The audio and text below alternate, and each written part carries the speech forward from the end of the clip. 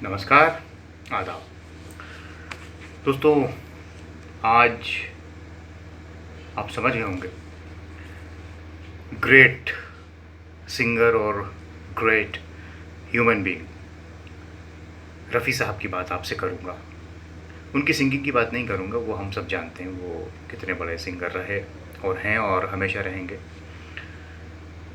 उनकी इंसानियत और नेक दिली के कई किस्से मशहूर हैं, जो उनके चेहरे पर साफ नूर नज़र आता है। वो मुस्कुराहट भरा चेहरा अगर आप देखेंगे तो आप समझ जाएंगे कि वो कितने बुलंद किस्म के इंसान थे। और यही वजह है कि उनके इंतकाल के इतने सालों बाद भी लोग उन्हें याद करते हैं किसी न किसी बहाने से। खाली उनके गीतों के, उनके सॉन्ग्स के लिए नहीं, बल्कि उनकी इंसानियत के लिए। दो किस्से आपको सुनाता हूँ रफ़ी साहब के, जो मुझे याद आ रहे हैं, मैंने कहीं पढ़े थे। कितना उनका नर्म दिल था। एक बार एक आर्टिस्ट थे जो पेंटिंग किया करते थे, तो वो रफ़ी साहब से उनका मिलना जुलना हुआ, आना हुआ, जाना हुआ। तो ईद के मौके पर वो एक बार गए, तो उसके पहले उनकी माली हालत अच्छी नहीं थी। तो जो उनका शर्ट था, ये था कि वो फट गया था यहाँ से। उन्होंने अपनी वाइफ से कहा कि इसको सी दो, तो लेकिन वाइफ ने कहा कि ये शर्ट अब बहुत पुराना हो गया है, अब इसको सी भी नहीं सकते, ये नहीं चल पाएगा। तो उन्होंने कहा चलो ठीक है, मैं यही पहन लेता हूँ। और वही शर्ट जो है, वो उसी शर्ट को पहन के वो रफ़ी साहब के घर गए। ईद के दिन, ईद का दिन था, और रफ़ी साहब सबसे अच्छे से मिलते थे, उनसे भी मिले। रफ़ी साहब ने उन्हें देखा, उनकी हालत देखी। वो रफ़ी साहब उनको अपना दोस्त मानते थे। रफ़ी साहब बहुत कम बोलते थे, उन्होंने कुछ नहीं कहा उनसे, बस सिवैयाँ वगैरह खिलाईं। और उसके बाद रफ़ी साहब उठे और उन्होंने उनके हाथ रखा कंधे पे, जहाँ से वो शर्ट फटा था, यहाँ से वो, और हाथ रख के वो चले गए। उसी शाम उन साहब के घर एक सूटकेस भेजा गया, जो रफ़ी साहब ने भेजा था, और उस सूटकेस के साथ एक चाबी भेजी, और ये कहा गया कि रफ़ी साहब ने पहुँचाया है। तो उन्होंने उन्होंने और उनकी बीवी ने उस सूटकेस को खोला, तो उसमें 12 पैंट, 12 शर्ट, 12 सूट और 12 साड़ियाँ, एक एक दर्जन निकले, जो रफ़ी साहब ने भेजे थे। तो उन साहब ने देखा, उसके बाद फ़ौरन फ़ोन किया रफ़ी साहब को कि आपने ये सब क्या किया, क्यों किया?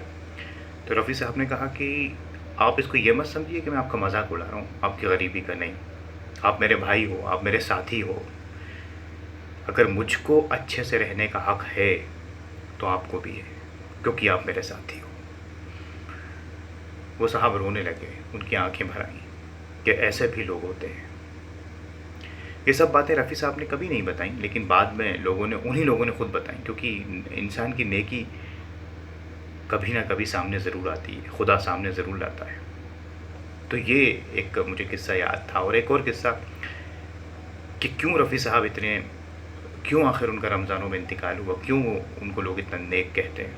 एक बार वो शोज़ के लिए बाहर जाते थे, तो एक बार वो बाहर गए इंग्लैंड, तो सारे बच्चों ने, फैमिली वालों ने लिस्ट बना के दी कि हमारे लिए ये सामान लाएँ, ये लाएँ, सब जो अमूमन लोग देते हैं। तो रफ़ी साहब ने कहा ठीक है। अब जब वो पूरा टूर ख़त्म करके आए, वापस आए इंडिया, तो सब बच्चों ने, सब ने, घर फैमिली वालों ने कहा अरे हमारा सामान। तो रफ़ी साहब ने कहा अरे मैं तो किसी के लिए कुछ भी नहीं लाया, बस चॉकलेट्स लेके आए थे, वो दी। और अमूमन जो होता है, लोग नाराज़ हो गए, किसी ने मुंह बना लिया, सारी चीज़ें हुई, बच्चे सब फैमिली मेम्बर्स।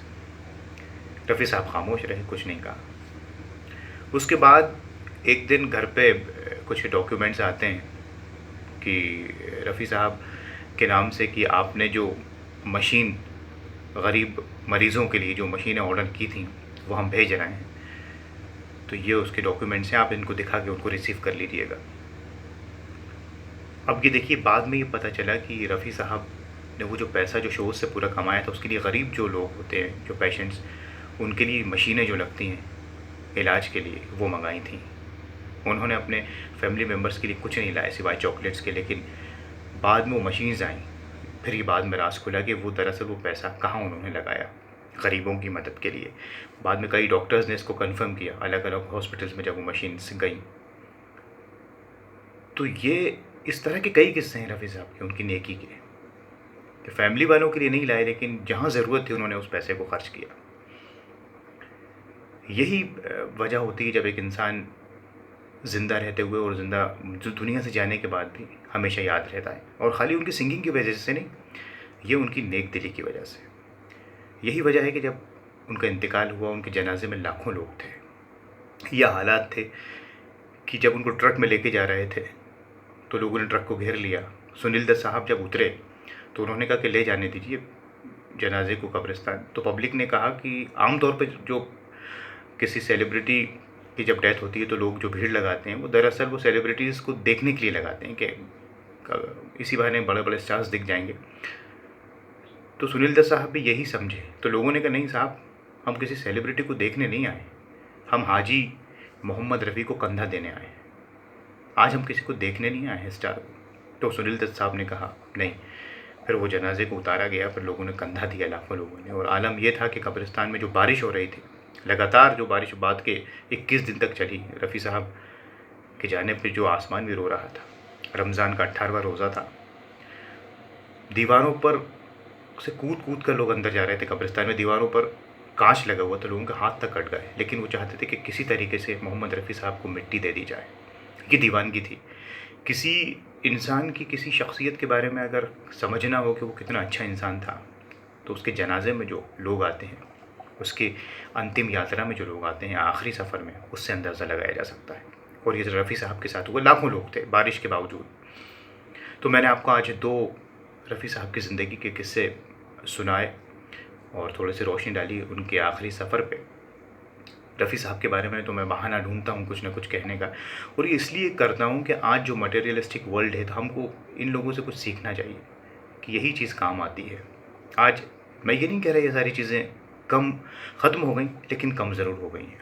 तो आज रफ़ी साहब को याद करते हुए बस इतना ही। खुदा उनकी रूह को सुकून पहुँचाए, और मुझे तो खैर लगता ही है वो जन्नत में ही है, और जन्नत में और उन्हें आला मुकाम अता फ़रमाए। आज बस इतना ही।